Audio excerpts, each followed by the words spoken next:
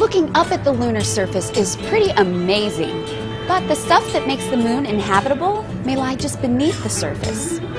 Digging a bit deeper with NASA's SCARAB rover, next on Real World.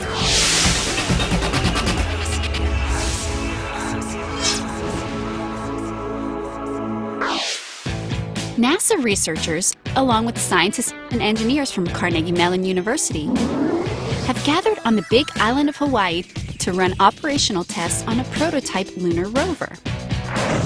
Hawaii may not seem like the place to assess a rover designed to operate in the darkest and most frigid of places. But the slopes of Mauna Kea's volcano are a pretty fair comparison. The reason is the soil, the dirt left behind by volcanic eruptions. It's similar to the moon's surface, which was also formed by volcanic eruptions. This rover, called SCARAB, is designed to assess the lunar surface and what lies just below. So the overall scenario is to understand what resources are available on the moon that we could use to drink or breathe or as fuel.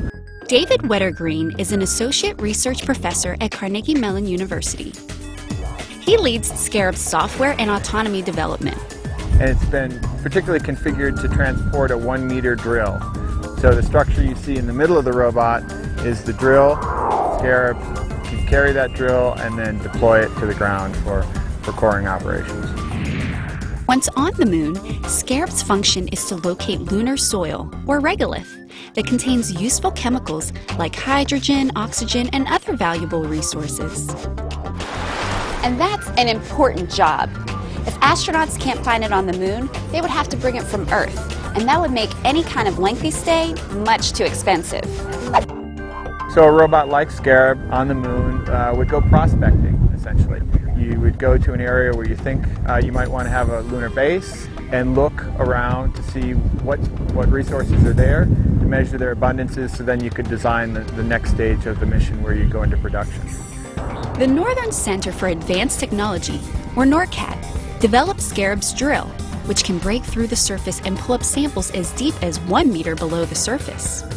After the drill brings up a sample, another onboard device crushes the material and it is dumped into a reactor called Resolve. The reactor was field tested for the first time in Hawaii, analyzing the chemical makeup of the soil.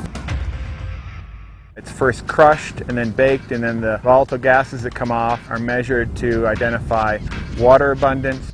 Oxygen and other volatiles in smaller concentration are picked off by a gas chromatograph. SCARAB doesn't need human help to avoid obstacles and reach distant goals, even in total darkness. The rover uses lasers to scan the terrain. It feeds that data to a navigation computer. The computer generates a detailed model of the landscape, allowing SCARAB to safely drive towards its intended goal. When we're getting ready to drill, we do a large area scan in that mode.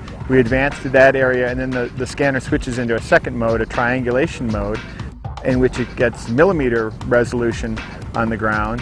And there you can pick out small pebbles or pick out rocks that you might want to avoid in the drilling. And then we do the final precision approach and begin drilling. SCARAB has lots of other advanced features, including a suspension that allows the robot to squat and use its massive weight, more than 360 kilos, as an aid in drilling. It's also got a slick new set of wheels that will withstand the harsh lunar conditions better than rubber tires. Michelin has developed a Michelin lunar wheel that is designed basically to give you good traction characteristics and good wear characteristics over a wide range of temperatures and environmental conditions found on the moon and on Martian surfaces. Bart Thompson helped develop the new wheels.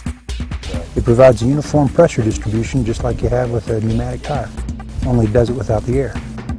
Bart and his colleagues paid a lot of attention to math when designing these wheels, specifically ground contact pressure. That's the pressure applied to the ground by whatever is touching it, like the tires on a truck. Ground contact pressure can be used as one measure of the vehicle's ability to move over the ground, especially soft terrain. It's pretty simple to calculate ground contact pressure. Take the weight of an object, say you, and divide by the surface area of the part of you that is touching the ground.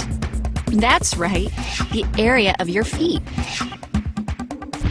So what we want to try to do to have very good traction characteristics is we want to have a low ground contact pressure. If you think about it, what you want is you want to have really big feet. The way you do that with a tire is you have low pressure. We don't have any inflation pressure, so we have to design our tire from the beginning to develop a nice, low, uniform contact pressure. This tire here is designed with a contact pressure of around 9 to 10 psi. The bigger the surface area, the smaller the ground pressure, allowing for increased mobility. Check out this visual. On the beach, in heels, with a very small surface area, I'm not very mobile. But if I change into sneakers with a much larger surface area, it's much easier for me to get around.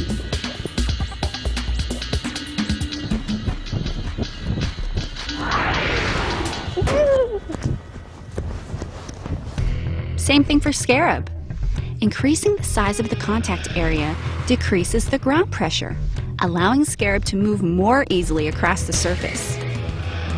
Thanks to the scientists and engineers who built the SCARAB prototype, one day in the very near future, robot prospectors will likely make it possible for humans to establish a permanent presence on the moon.